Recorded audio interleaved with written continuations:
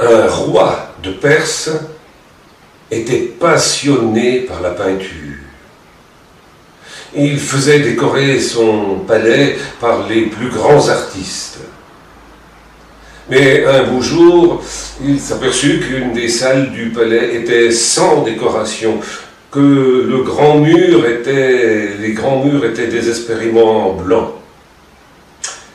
Il réfléchit à qui il pouvait bien confier le travail.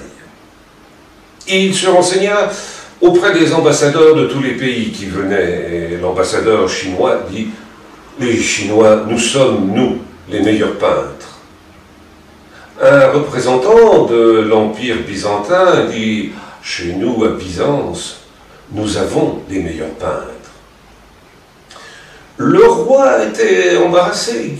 Lesquels choisir?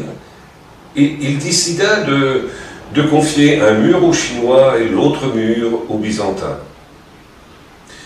La délégation d'artistes chinois arriva et demanda s'ils pouvaient avoir toutes les couleurs existantes. Le roi leur garantit qu'ils en auraient 1001. Et ils allaient se mettre à la tâche. Le roi quand même demanda aux Byzantins « Vous faut-il des couleurs ?» Et les Byzantins répondirent « Non. Non, non. » Le roi, qui ne voulait pas que les uns copient sur les autres, avait fait tendre un grand rideau noir au milieu de la salle. On vit les artistes chinois se mettre à peindre. Ils peignaient tout avec un soin du détail infini. Il y avait sur chaque oiseau le nombre exact de plumes que porte l'oiseau. Quand il fallait qu'un objet ressorte, il était délicatement souligné de noir. Le ciel semblait bouger, les nuages semblaient poussés par le vent.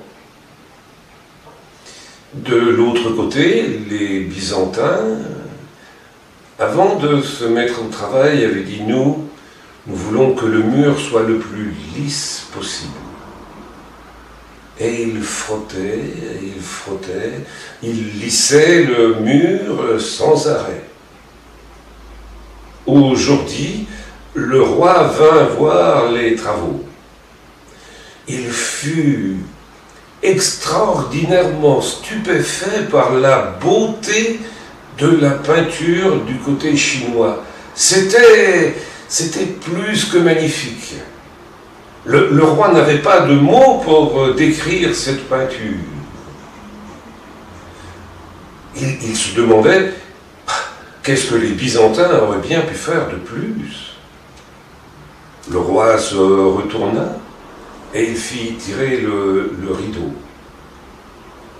Là, il aperçut une œuvre gigantesque, reprenant les mêmes détails que la peinture des Chinois, mais en plus, il y avait toute sa cour.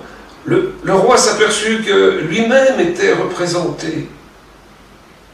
Et il lui fallut du temps pour comprendre que les Byzantins avaient si bien poli le mur, qu'il en était devenu un gigantesque miroir.